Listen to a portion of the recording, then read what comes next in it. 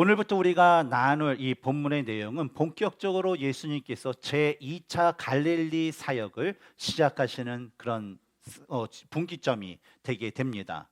지금까지 예수님께서 사역하셨던 그 모습을 보면요, 일반적으로 예수님이 혼자 주 마을과 고를 다니면서 사람들에게 복음을 전하는 그런 사역을 하시다가 베드로와 안드레, 야고보와 요한, 또 때로는 레이까지 하면서 2명, 4명, 5명 그렇게 소수의 제자들만 데리고 이 갈릴리 1차 사역을 진행을 하셨습니다.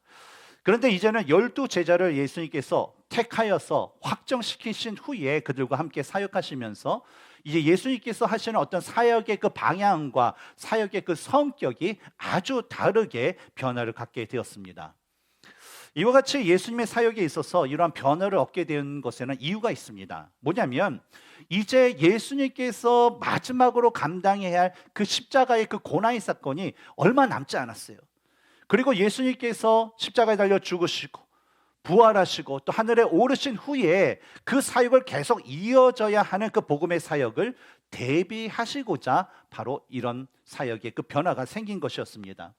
그래서 이제 공생의 마지막 1년 정도가 남겨둔 이 시점에서 예수님은 더욱더 제자들을 중심으로 제자들을 훈련시키고 제자들을 사역 가운데 보내시는 그것에 이제 초점을 맞추시게 된 것입니다.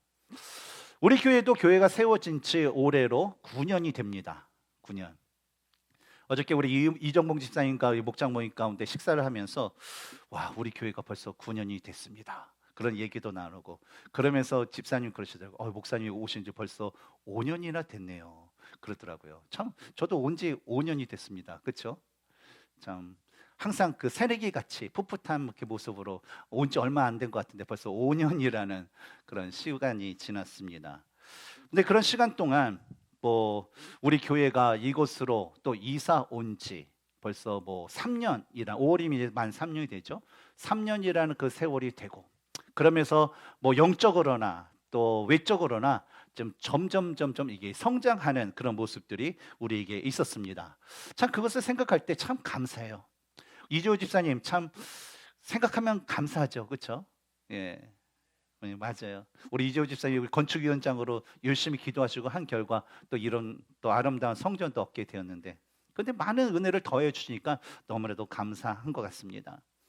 근데 우리 교회가 이렇게 하나님께서 주신 그 은혜만큼 복음의 사역을 위해서 이전보다 더 우리가 영적으로 성장하기 위해서는요, 계속적으로 말씀에 대한 그 훈련이 필요하고 또 그 사역에 맞게끔 우리가 더욱더 일꾼이 세워지고 연합돼서 복음의 사역하는 그 사역이 계속적으로 확장이 되어야 할 것입니다.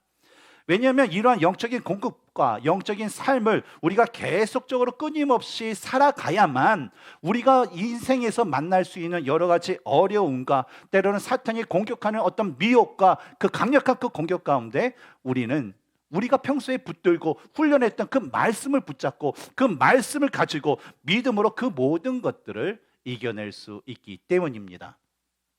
따라서 여러분의 마음 가운데 내가 말씀을 읽고 내가 기도를 하고 내가 믿음대로 살아가야만 내 자신이 살고 내 가정이 살고 내 교회가 산다라는 그 생각을 마음에 새기면서 이에 충실한 삶을 살아가시기를 주님의 이름으로 권면드립니다. 오늘 우리가 나눌 그 말씀은 바로 예수님께서 이 복음 전도와 제자들의 훈련을 위하여 12제자들을 각 마을로 파송하는 그런 이야기, 또 이에 대한 헤롯 안디바의 그 반응에 대한 이야기가 담겨져 있습니다. 이 시간에 저는 여러분과 함께 오늘 본문 말씀에 담긴 이 복음의 일꾼에 대한 것을 우리가 배우고 그들의 모습을 우리가 갖추고 그리하여서 주님이 다시 오시는 그날까지 복음의 사명을 감당하는 우리가 될 수 있기를 주님의 이름으로 축원합니다. 우리 먼저 1절과 2절 한번 읽어보겠습니다. 시작. 예수께서 12제자를 불러 모으사 모든 귀신을 제어하며 병을 고치는 능력과 권위를 주시고 하나님의 나라를 전파하며 앓는 자를 고치게 하려고 내보내시며. 이 구절을 보면 그냥 단순히 예수님께서 12제자들을 각 마을로 보내셨다라는 그 내용만을 우리가 알 수 있습니다. 하지만 동일한 그 내용이 담겨져 있는 이 마가복음 6장 7절을 보면 이 예수님께서 제자를 보내실 때, 야 너는 A, 너 베드로 A, 뭐 요한비 뭐 하면서 각각 보내신 게 아니라 어떻게 보내요? 둘씩 짝을 져서 보냈다라고 말씀하고 있습니다. 근데 이와 같이 예수님께서 제자를 보내신 이유는 그들로 하여금 이제 사람들에게 하나님의 나라의 그 복음을 전하고 또 병이 든 자를 또 고치게 하는 그런 사역을 하기 위해서 보내시게 됩니다. 바로 제자들은요, 지금까지 예수님 곁에서 예수님을 따라다니면서 예수님께서 하셨던 말씀만을 들었고 예수님께서 하셨던 일들을 그냥 보기만 했는데, 지금은 어때요? 이제는 둘씩 짝을 지어서 자신이 직접 자신의 입으로 복음을 전해야 되고, 자신이 어떤 행동으로 삶으로 뭐예요? 병든 자들을 고치는 그런 실제적인 그런 상황, 실제적인 사역을 해야 된 그 순간을 맞이하게 된 것입니다. 특히 뭡니까? 치열한 그 영적 전투를 해야만 이 복음 전도의 그 사역을 이제 제자들이 직접 하게 된 그 순간을 맞이하게 된 것이었습니다.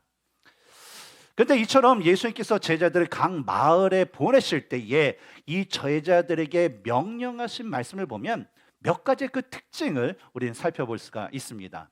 첫 번째 특징은 예수님께 제자들에게 능력과 권위를 주셨다라는 거예요. 전쟁에 나가는 군인에게 필요한 것이 무엇입니까? 너무 어렵나요? 예, 전쟁에 나간 군인에게 필요한 거 총입니다. 총이 있어야지 상대방 싸울 수 있지요. 이와 같이 예수님께서는 바로 제자들에게 세상을 보내시면서 그들이 영적인 전투에서 싸워 승리할 수 있도록 바로 전신갑주의 유일한 그 공격력 무기, 바로 하나님의 말씀, 하나님 나라의 그 복음과 모든 귀신을 제어하고 모든 병들을 고칠 수 있는 능력과 권위라는 그런 무기를 그들에게 주셨습니다.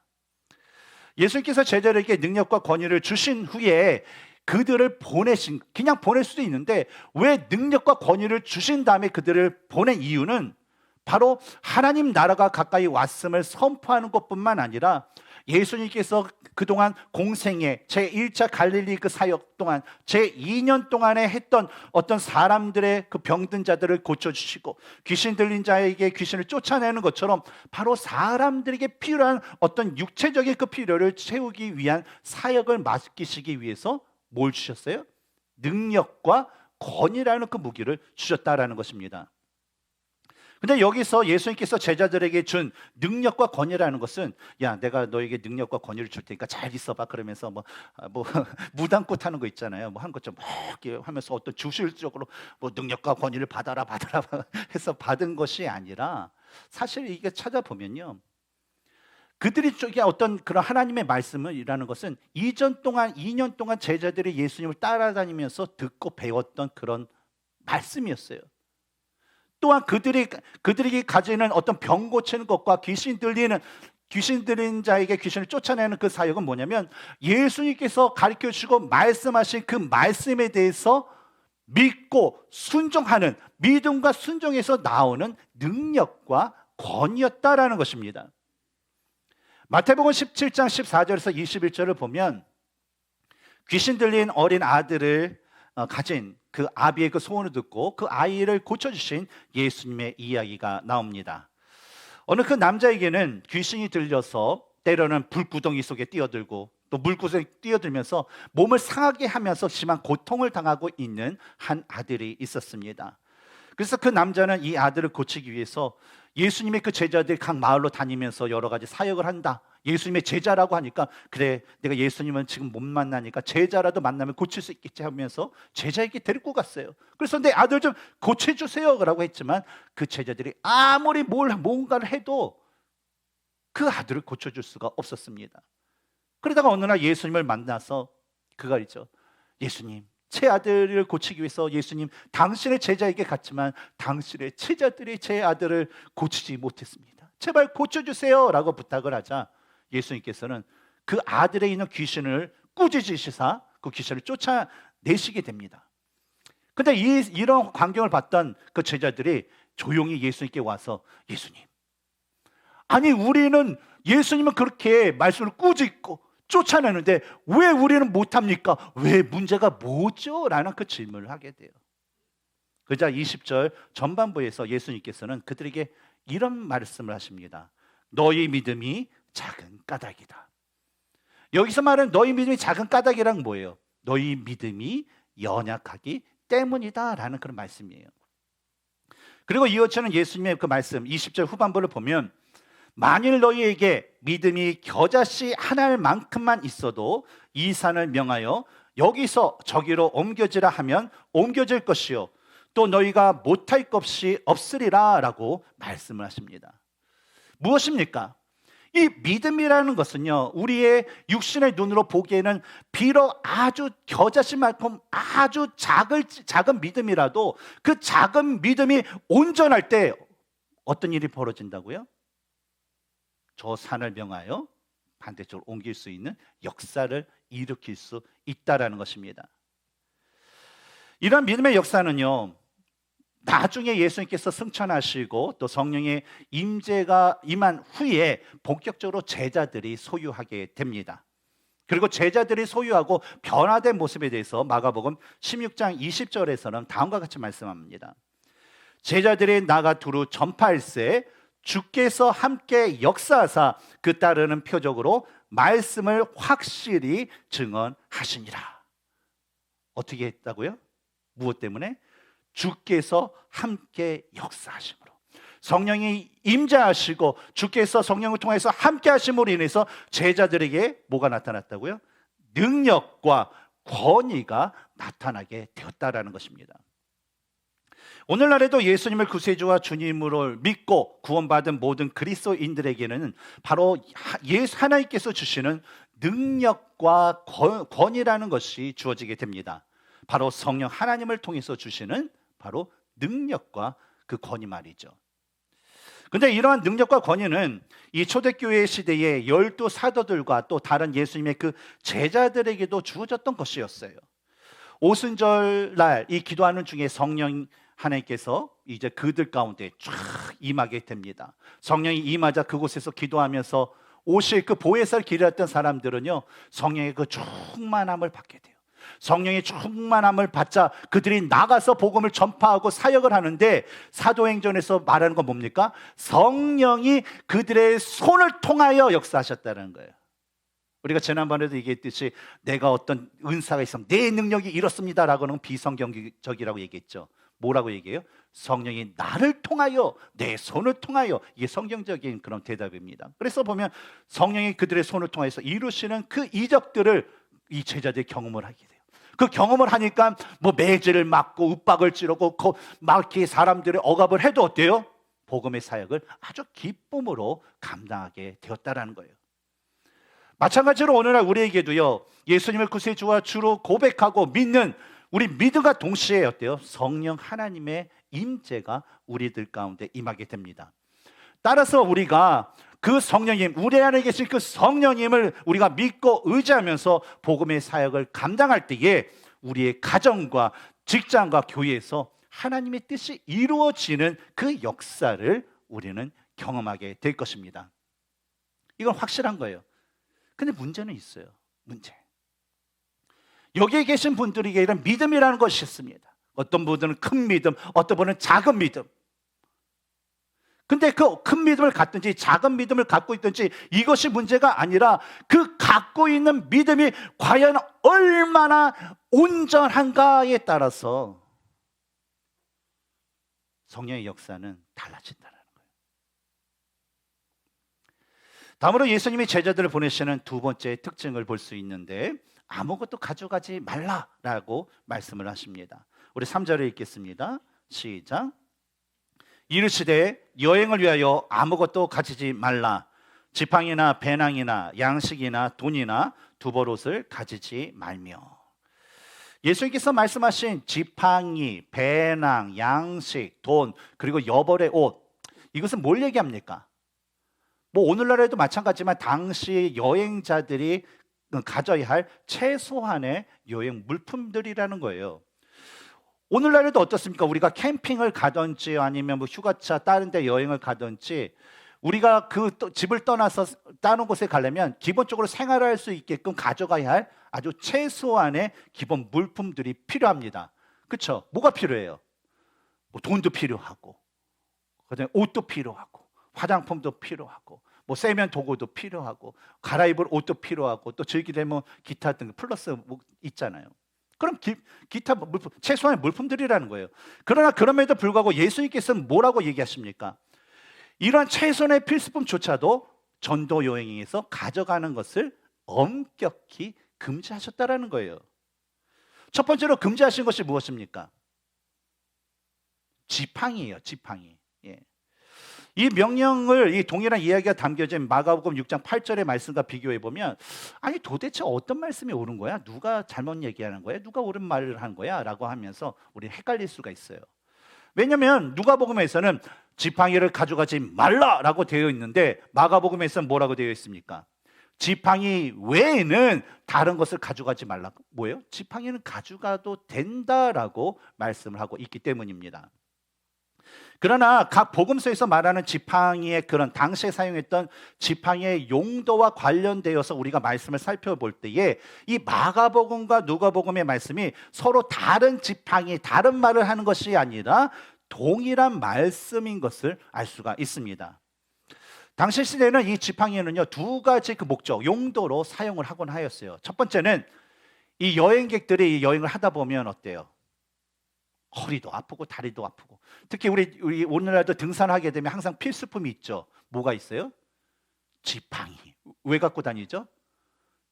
힘들면 이게 좀 기대면 편하거든요. 저는 아직 안 해봤는데 편하잖아요. 그렇죠?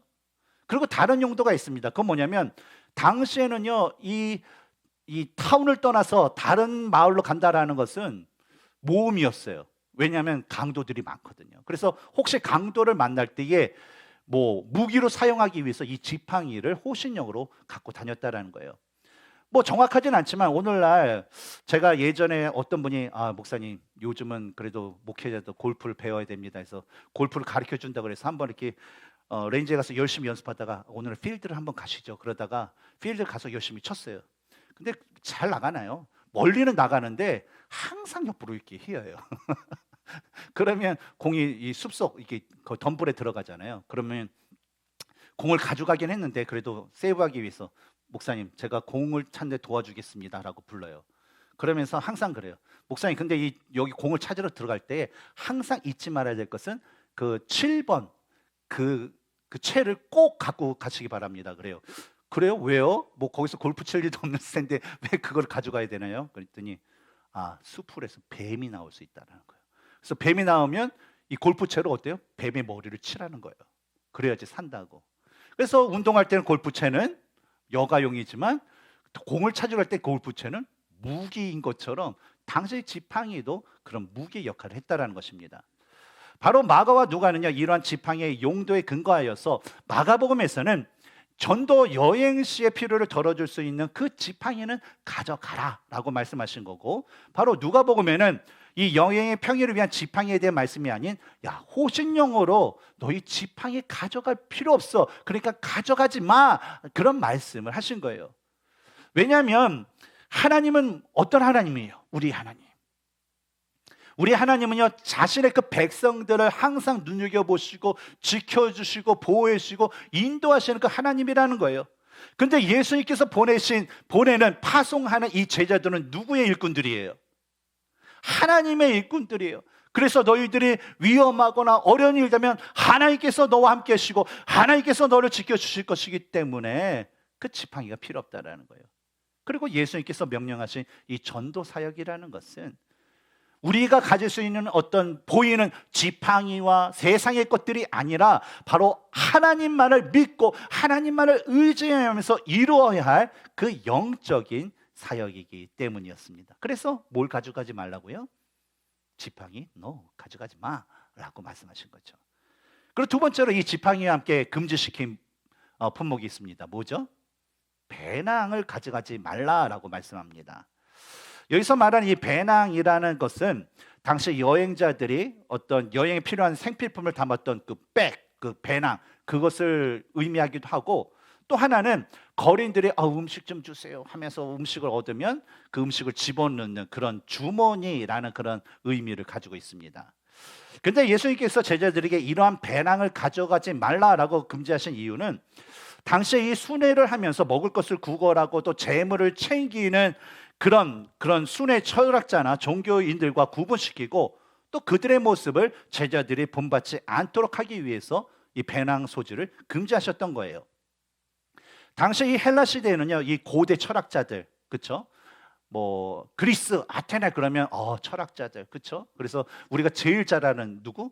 소크라테스 같은 그런 철학자들이 있어요. 근데 그 철학자들이 뭐냐면 순회를 해요. 이 마을, 저 마을 다니면서 마을에 들어가면 제일 먼저 하는 게 어디에 넓은 광장이 어디 있을까?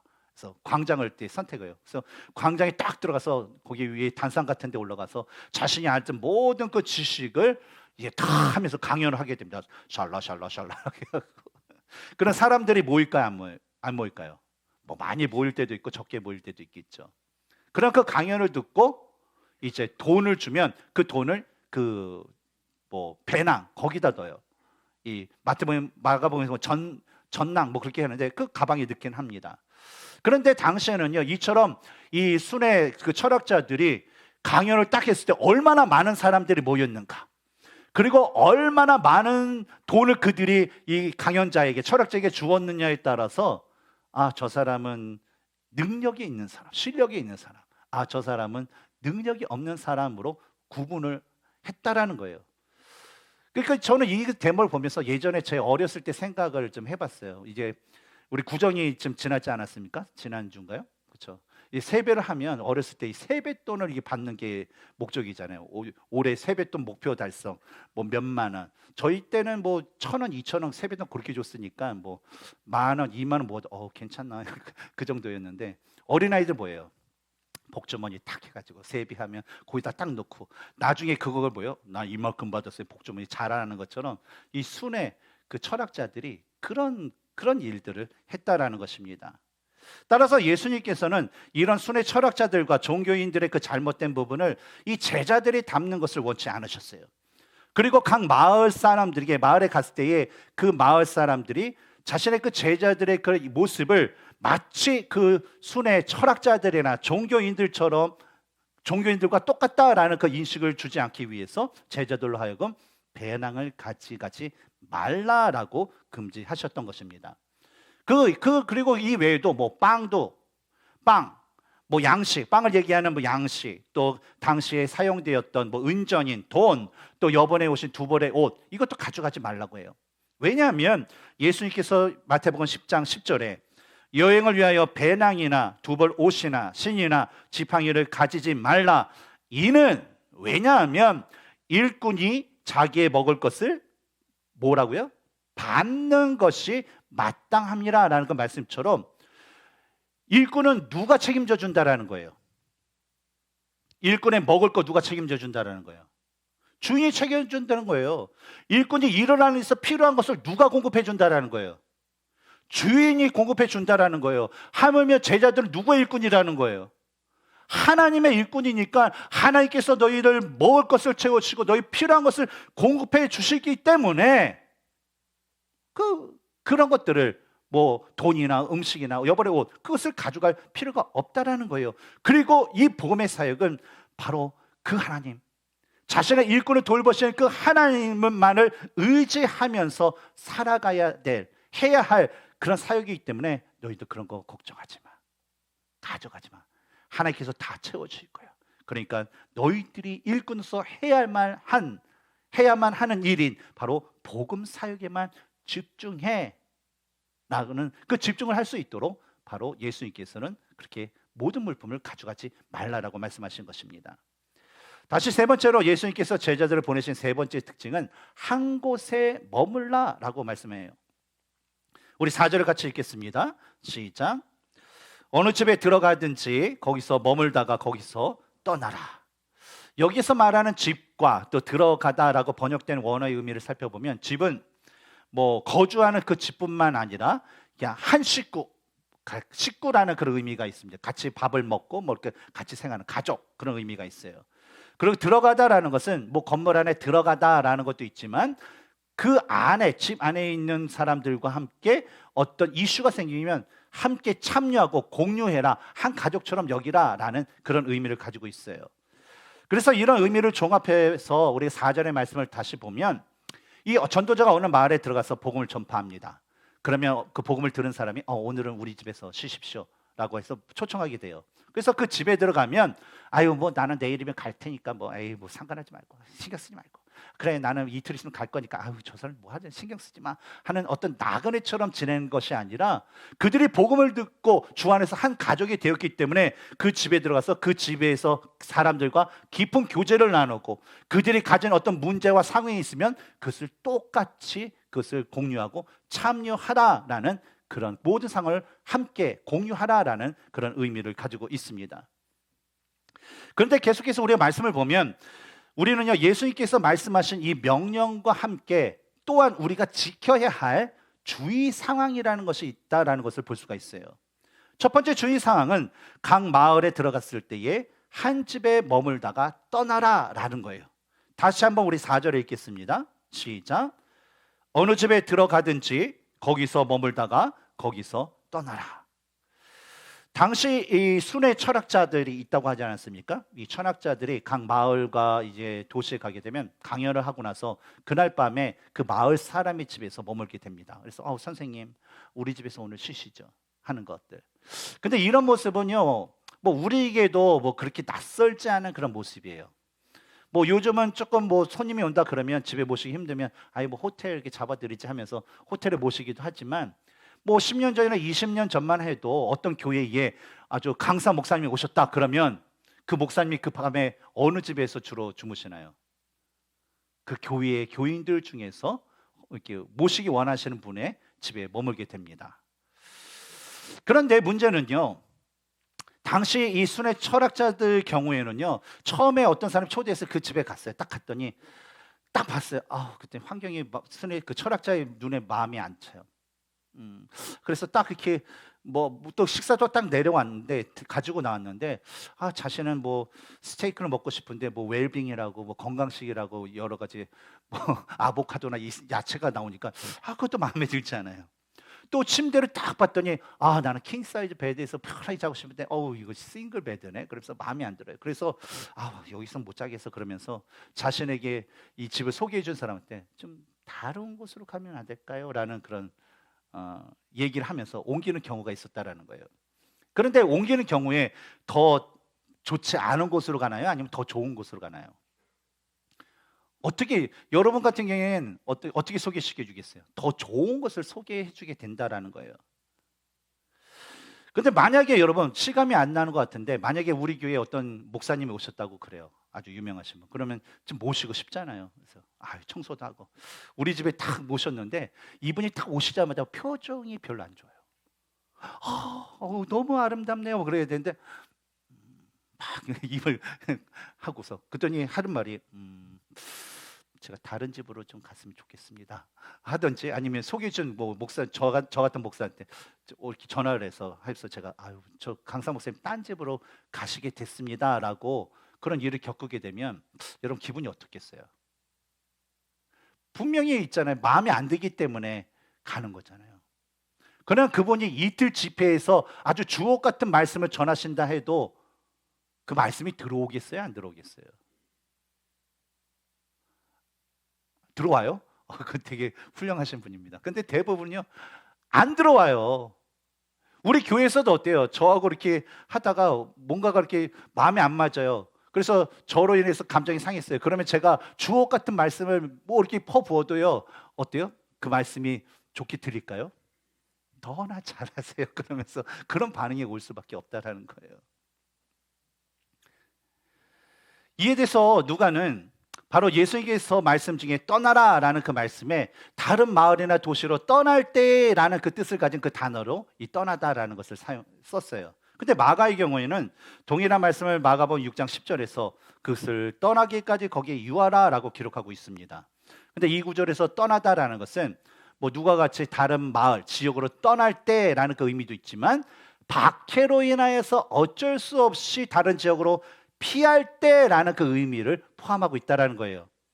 그래서 마가와 누가의 그 기록을 종합해 보면 전도자가 어느 지역에 갔어요. 어느 집안에 머물게 되었어요. 그러면 사역을 맞춰서 떠날 때나 아니면 박해로 인해서 어쩔 수 없이 떠날 그런 경우가 생기지 않는다면 처음 너희를 모셨던 데서 그들과 함께 한 식구로서 같이 살다가 어때요? 그것을 떠나라. 그리고 그곳에 머물 때는 그저 복음 전하는 일에만 집중하라라고 말씀을 하신 것입니다. 오늘 이곳에 모인 우리들의 경우에는요, 뭐 복음 전파를 위해서 우리가 다른 지역에 가서 뭐 계속 머물고 또 떠나고 머물고 그런 경우는 우리 많지는 않습니다. 그렇다면 이 말씀을 우리가 교회에서 행하는 모습에 적용을 한다면 과연 우리는 어떠한 모습을 가지고 있을까요? 우리가 교회에서 하는 여러 가지 사역이 있습니다. 우리가 교회 멤버로서는 모든 자들이 모든 사역을 감당해야 돼요. 그런데 그 모든 사역에 있어서 하나님의 말씀에 근거한 어떤 사랑과 용서와 위로와 희생과 섬김의 모습을 내가 우선시하면서 내가 나에게 불러진 곳에서 나에게 맡겨진 곳에서 교회가 필요한 곳에서 내가 사역을 하고 있는 모습을 가지고 있을까라는 것을 한번 생각해 볼 필요가 있어요. 아니면 나는 그거와 상관없이 그래 나도 그냥 가오가 있는 사람이야. 그래서 내 스타일, 내 생각 그것을 우선시하면서 내가 원하는 사람들만 교제하고 내가 나에게 득이 되는 사람만 이렇게 교제하는 그런 일에 우선시하면서 교회 생활과 교회 사역을 하고 있지는 않은지를 우리는 우리 스스로를 분명하게 점검해 볼 필요가 있다라는 거예요. 왜냐하면 만약에 우리들이 가진 모습, 우리가 교회에서 가진 모습이 하나님의 말씀에 근거한 모습이 아니라면 결국 자신의 잘못된 생각과 자신의 행동으로 인해서 복음과 믿음의 문, 자신이 갖고 있는 그 복음과 믿음의 문이라는 것은 결국 개인의 삶이나 또 개인의 가정이나 아니면 그 삶의 그 어디선가 서서히 그 문은 닫히는 결과를 얻게 될 것이기 때문입니다. 왜냐하면 여러분 성경에서는 분명해요. 하나님을 제일 우선시로 사랑해야 돼요. 맞습니까? 근데 하나님보다 다른 것을 사랑하면 그것은 뭐예요? 우상숭배가 됩니다. 그래서 돈이 우상숭배가 될 수 있고 자녀가 우상숭배가 될 수 있어요. 기타 등등. 그렇다면 하나님의 말씀에 근거한 삶은 하나님을 위한 삶이에요. 근데 하나님의 말씀에 근거하지 않는 삶은 어떤 삶일까요? 자신의 육체의 그 정욕을 위한 삶이라는 거예요. 그래서 하나님의 말씀에 근거하지 않는 삶이라는 것은 뭐냐면 그 모두가 은밀하게 우리 삶 가운데 역사하는 사탄의 수법에서 온 공격의 결과라는 것입니다.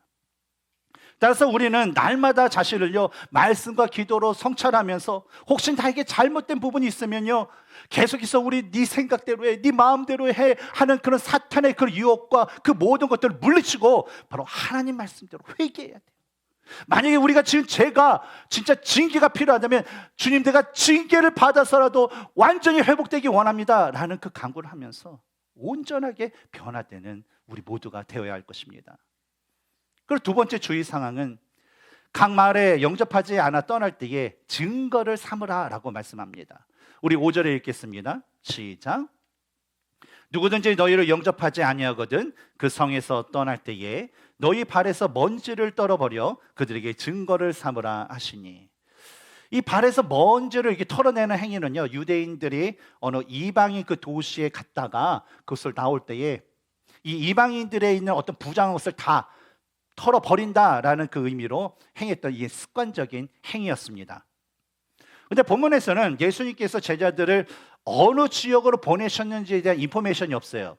하지만 마태복음 10장 5절과 6절을 보면 예수님께서 제자를 보낸 곳이 바로 유대인들의 마을과 도시라는 것을 알 수가 있습니다. 제가 한번 읽어볼게요.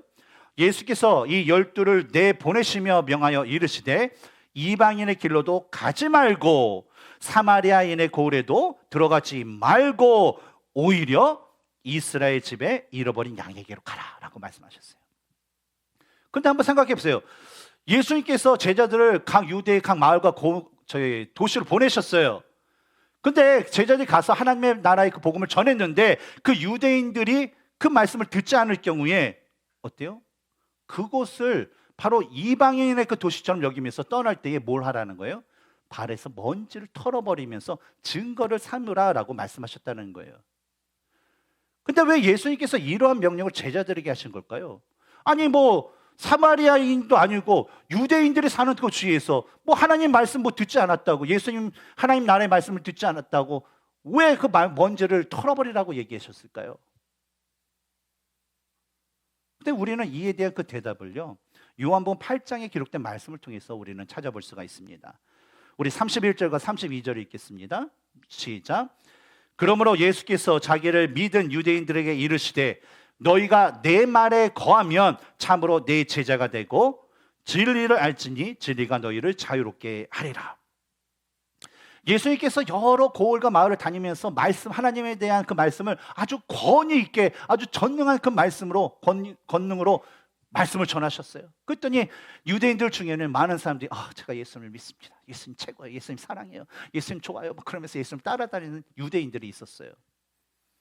근데 그렇게 말하는 그 유대인들이 사실 자신들이 가지고 있다라는 그 믿음은요, 예수님이 가르쳐 주신 어떤 율법과 지식에 대한 그 동의였지, 예수님을 하나님으로, 예수님을 하나님의 아들로, 예수님을 그리스도로 믿는 믿음이 아니었다라는 거예요.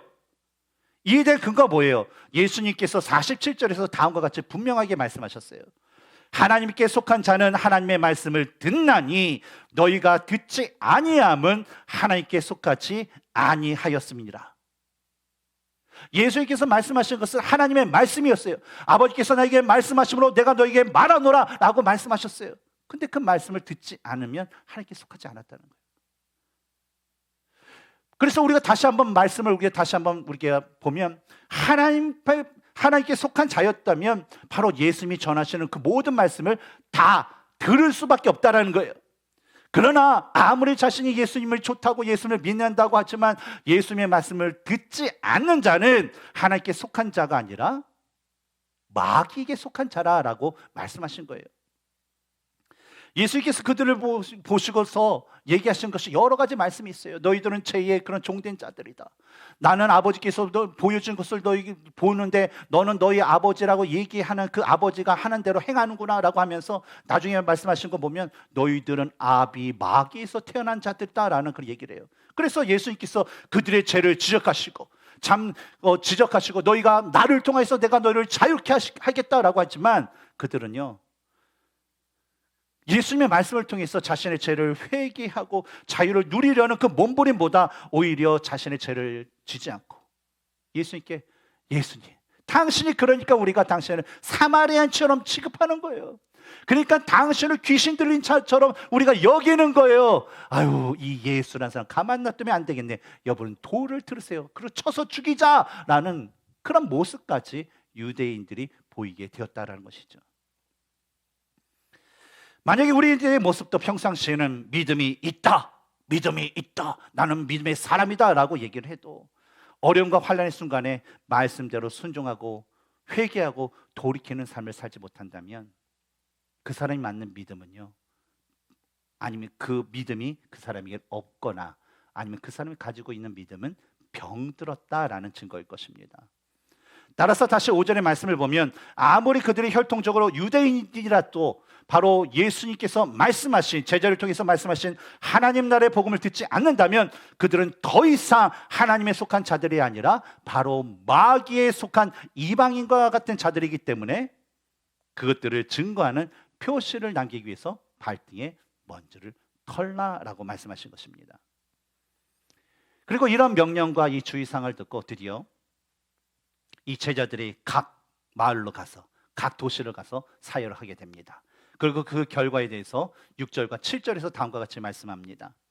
제자들이 나가 각 마을에 두루 다니며 곳곳에 복음을 전하며 병을 고치더라. 분봉왕 헤롯이 이 모든 일을 듣고 심히 당황하니. 현재 이 본문 당시에 이 제자들은요, 완전히 온전한 그런 믿음을 소유하지 못했어요. 아직 성령을 받기 전이기 때문에. 하지만 그들은요, 예수님의 말씀에 순종하여 믿고 말씀대로 복음을 전하였고 그 주신 그 권위로서 병든 자들의 그 병을 고치는 그 사역을 직접 경험하게 되었습니다. 그런데 예수님을 중심으로 제자들과 함께 했던 이 사역으로 인해서 이 당시 갈릴리와 베레아 지역을 다스리던 분봉왕 헤롯 안디바가 아니 내가 죽인 이 침례요한이 다시 살아난 거 아니야? 라는 그 두려움으로 인해서 정신이 못 차릴 정도로 몹시 당하게 되었습니다.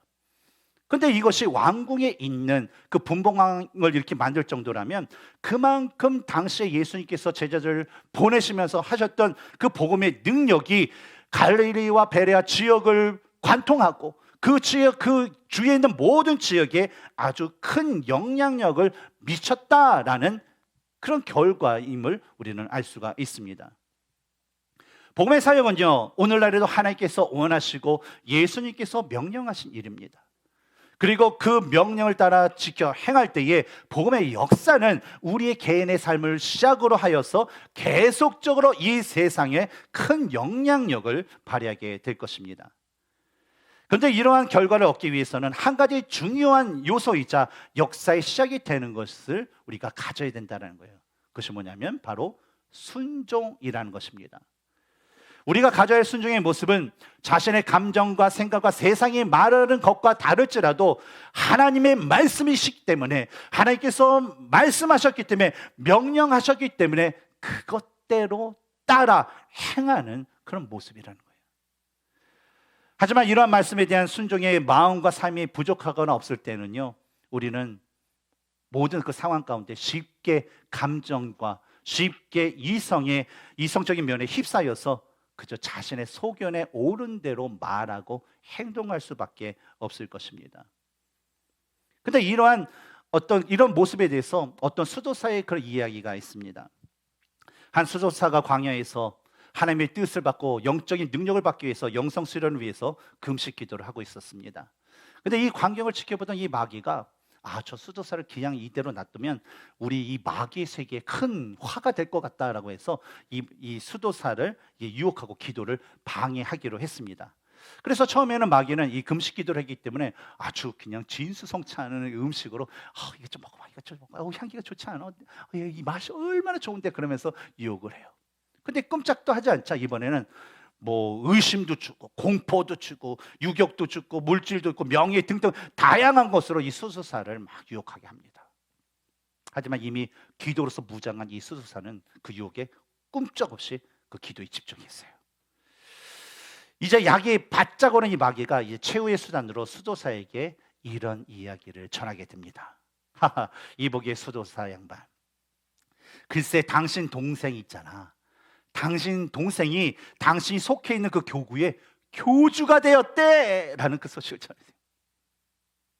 그러자 이 얘기를 들은 이 수도사가 기도하는 중에 갑자기 얼굴이 울그락불그락 하더니 마음의 안정을 못 잡고 그 기도를 중단하게 되었다라고 합니다. 이것은 뭡니까? 바로 이 마귀가 준 질투 작전이 그 수도사에게 먹혔다라는 거예요. 바로 그가 가장 약점인 이웃집 사촌이 땅을 사면 배가 아프다는 것처럼 동생이 자기보다 높은 지위에 먼저 올라갔다는 그 감정, 그 마음이 상함으로 인해서 결국은 자신의 그 영성의 어떤 훈련을 포기했다는 것이죠. 사랑하는 성도 여러분, 복음의 그 사명을 감당할 우리에게 필요한 것은요, 말씀에 대한 믿음과 순종입니다. 믿음이라는 것이 마음의 모습이라면 순종은 바로 행함의 모습일 것입니다. 그리고 이 두 가지는 내 자신이 이해되고 내 자신이 가질 수 있는 것이가 아니라 바로 우리의 주인 되시는 예수님의 말씀이고 명령이기 때문에 우리는 반드시 믿어야 하고 우리는 반드시 실천해야 한다라는 것입니다. 그러므로 날마다 우리는 성령 하나님의 은혜를 통해서 말씀과 기도를 통하여서 영적인 능력과 권위를 받고 또 하나님의 말씀에 절대적으로 순종하는 삶을 살아가면서 주님이 뜻이 우리의 삶 가운데서 이루어지고 우리의 삶을 통해서 하나님의 영광 받을 수 있는 삶을 살 수 있도록 날마다 애쓰고 노력하고 힘쓰는 우리 모두가 되어야 될 줄 믿습니다. 함께 기도하겠습니다.